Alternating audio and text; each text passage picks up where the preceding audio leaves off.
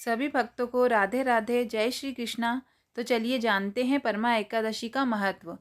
अर्जुन ने कहा, हे कमल नयन, आपने शुक्ल पक्ष की एकादशी का विस्तार पूर्वक वर्णन कर मुझे सुनाया। अतः अब आप कृपा करके मुझे अधिक मास के कृष्ण पक्ष की एकादशी का क्या नाम है, इसमें किस देवता का पूजन किया जाता है तथा इसके व्रत से किस फल की प्राप्ति होती है तथा उसकी विधि क्या है, इन सब के बारे में मुझे बताइए। श्री भगवान बोले, हे अर्जुन, अधिक अधिक मास के कृष्ण पक्ष में जो एकादशी आती है वह परमा एकादशी कहलाती है। वैसे तो प्रत्येक वर्ष 24 एकादशियां होती हैं। अधिक मास या मल मास को जोड़कर वर्ष में 26 एकादशियां होती हैं। अधिक मास में 2 एकादशी होती है, जो पद्मिनी एकादशी शुक्ल पक्ष और परमा एकादशी कृष्ण पक्ष के नाम से जानी जाती है। इसके व्रत से सभी पाप नष्ट हो जाते हैं तथा मनुष्य को इस लोक में सुख तथा परम लोक में समृद्धि सद्गति प्राप्त होती है। इसका व्रत विधान पूर्वक करना चाहिए और भगवान विष्णु का धूप दीप नैवेद्य पुष्प आदि से पूजन करना चाहिए। इस एकादशी की पावन कथा जो कि महर्षियों के साथ काम्पिल्य नगरी में हुई थी, वहाँ मैं तुम्हें कहता हूँ, ध्यान पूर्वक श्रवण करो। परमा एकादशी की कथा सुनने से पहले अगर आपने चैनल को सब्सक्राइब नहीं किया है तो सब्सक्राइब कर लीजिए, बेल आइकन दबाना ना भूलें। तो आपको अब शुरू करते हैं परमा एकादशी की कथा। काम्पिल्य नगरी में सुमेधा नाम का एक अत्यंत धर्मात्मा ब्राह्मण रहता था। उसकी स्त्री अत्यंत पवित्र थी।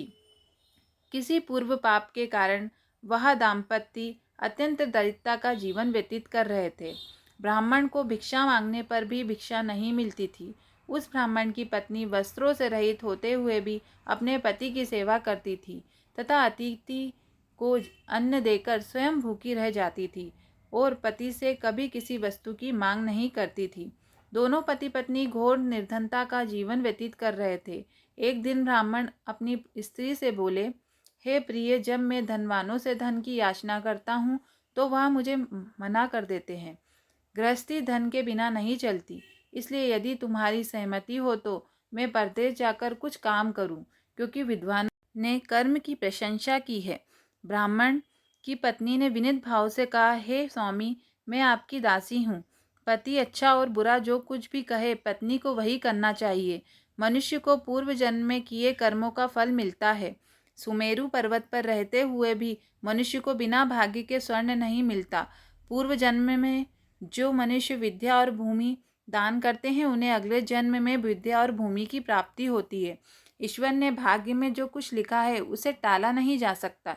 यदि कोई मनुष्य दान नहीं करता तो प्रभु उसे केवल अन्न ही देते हैं।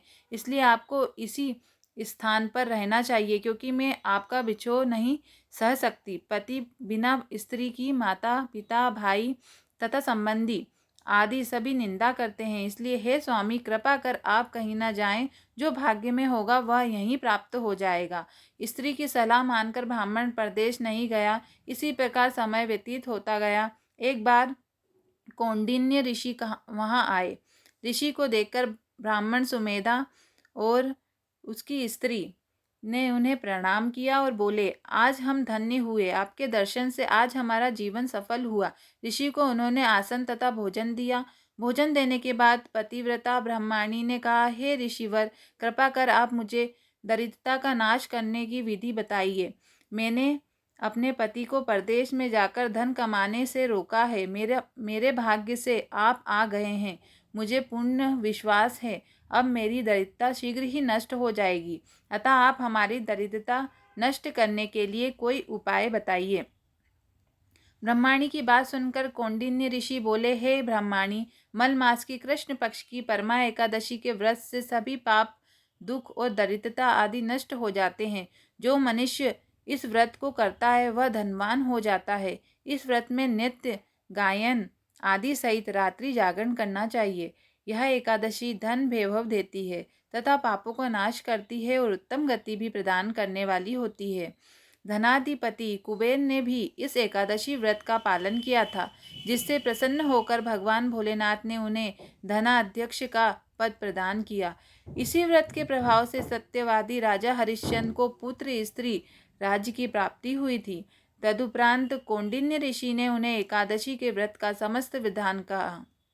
ऋषि ने कहा, हे ब्रह्माणी, पंचरात्रि व्रत करने से भी ज़्यादा उत्तम है। परमा एकादशी के दिन प्रातःकाल नित्य कर्म से निवृत्त होकर विधान पूर्वक पंचरात्रि व्रत आरंभ करना चाहिए। जो मनुष्य 5 दिन तक निर्जल व्रत करते हैं वे अपने माता पिता और स्त्री सहित स्वर्ग लोक को जाते हैं। जो मनुष्य 5 दिन तक संध्या को भोजन करते हैं वे स्वर्ग को जाते हैं। जो मनुष्य स्नान करने के 5 दिन तक ब्राह्मणों को भोजन कराते हैं वे समस्त संसार को भोजन कराने का फल प्राप्त करते हैं। जो मनुष्य इस व्रत से अश्वदान करते हैं उन्हें तीनों लोकों को दान करने का फल मिलता है। जो मनुष्य उत्तम ब्राह्मण को तिल दान करते हैं वे तिल की संख्या के बराबर वर्षों तक विष्णु लोक में वास करते हैं। जो मनुष्य घी का पात्र दान करते हैं वह सूर्य लोक को जाते हैं। जो मनुष्य 5 दिन तक